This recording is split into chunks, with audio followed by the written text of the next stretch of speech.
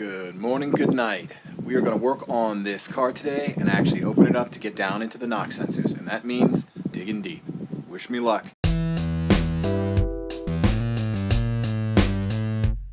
Just to refresh you on this, basically we need to get into the engine to replace the knock sensors. We're going to do a couple other things for maintenance and preventative reasons while we're there.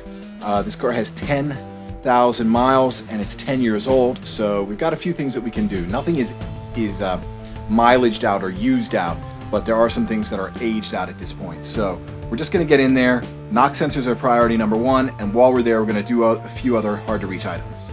Let's start by getting ourselves access to a few things here. So I want to pull this off.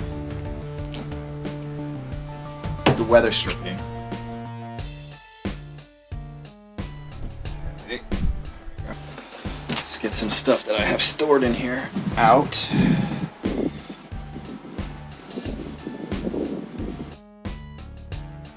One, two, three, 4, 5, 6, 7, 8 masks.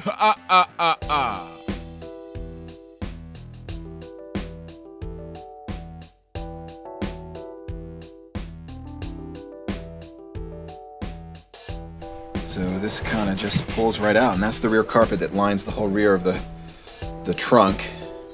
This here is your battery access cover, and this right there, that is your engine access, that little through panel. I'm gonna have to take the battery out. Oh yeah, another thumb screw. 3 thumb screws for this.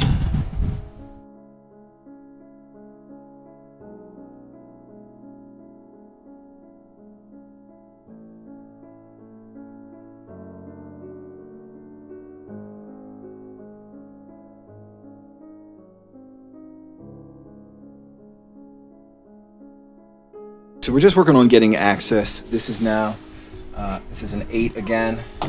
So it took me exactly 1 bolt to decide that, yeah, we're gonna use the drill for this. So these 6 come out, and then you do a little prying because there's actually an adhesive or glue between this outer access panel and the trunk. So you're gonna have to kind of pry on it with a slot screwdriver or something, and there you can see the adhesive there. You're still not in. You have to kind of access the heat shield, and there's 4 bolts there.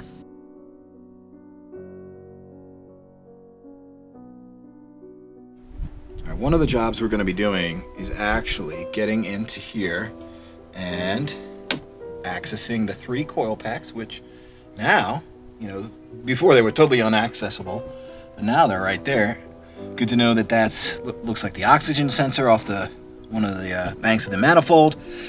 Just a little bit more access, which is good because what we need is everything we can get. We're gonna get basically all of this out so that I have access to the top of the engine, which is we're gonna have to get into the valley of the V here of the V6, and that's where the knock sensors are. So this manifold and plenum are gonna have to come out. Some of these things are gonna be disconnected. So yeah. You'll come along for the ride. So I'm told the first thing we want to get out of here is this. This is the mass airflow sensor, and while it's not, you know, it could probably stay in and just unclip it. We'll release it because it tends to get bumped and broken, and I'm told it's easy, you know, to mess up. So we're going to start there and work our way across. Tiny little Phillips. Okay, that comes straight out, and don't touch it. There's sensors in there. You don't want to get oils and such on them. And just lift. Aha, there you go. So mass airflow sensor. And there are no tutorials on YouTube about this. Like, there's no tutorials. Even Lotus Talk, the forum, we're breaking new ground.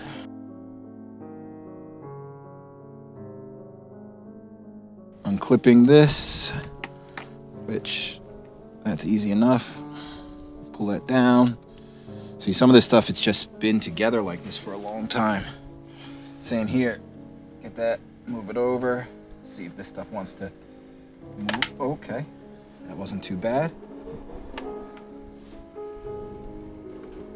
Just very gentle. It's cold out. It's 32 degrees. It's not a time or a temperature where we want to be forcing things. Just gently moving it. There it goes. Uh-huh. All right. I'm gonna take this off so it doesn't fall. All right, so we're gonna try and get this clip off right here. This looks like it's the throttle body. Okay, got it. Look at that, not too bad. So just you kind of press on this clip, you press down here, and then that releases it. All right, Lotus claims first blood. I don't even know what did that to me, but something so far. I'm gonna put on my gloves. So I'm gonna get back on focus because once I get this out, we're gonna be good. So I see a nut here, 4 bolts there, and then another nut on this side. So let's go ahead and get them off. I've got an extension and a 10 millimeter. All right, there's one. Crack it loose. And remember, we don't want to drop anything. Here's the one on the other side.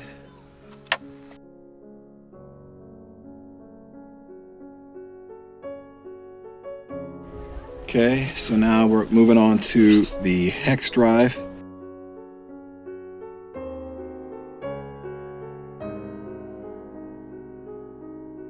All right, so we got the 2 nuts and 4 bolts off the top of this, so that's the 6 fasteners from this. There's still a couple more. So there's this one right here, and then there's one hidden one.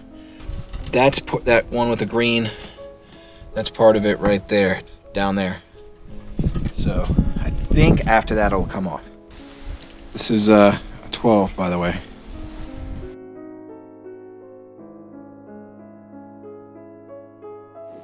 This one I found it's easier to access from the top.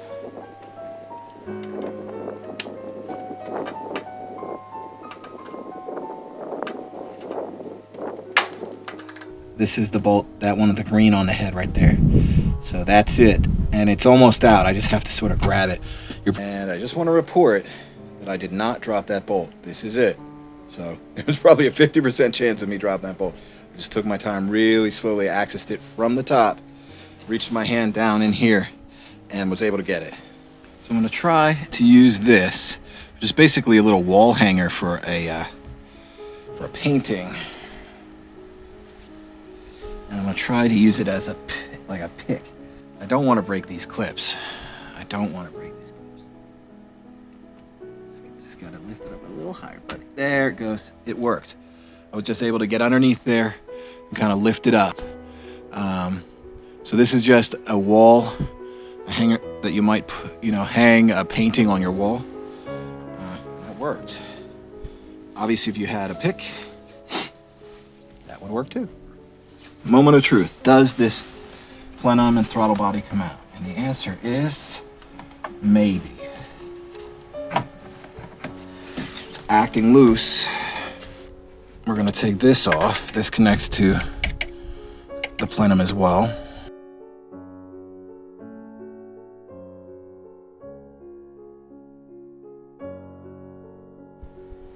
Okay, a little recap. I've been working on this for a few minutes. So, I'm trying to get this rubber hose off of this plenum. Man, I struggle with this so much, I just can't get it. So that's where that clip goes to there. But I was able to get this clip back. It's harder to reach, but it looks like it's actually gonna work. I'm gonna pull the rubber hose off of the plastic rather than off of the metal.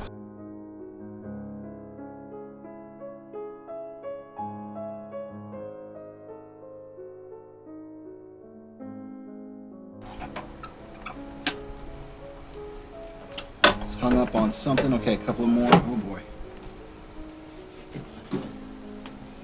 And they're down here. So I just want to note to myself, the white banded is on the driver's side and the black banded is on the passenger side.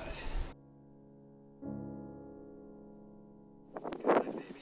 Got it. Oh, yes. Okay. There she is. Throttle body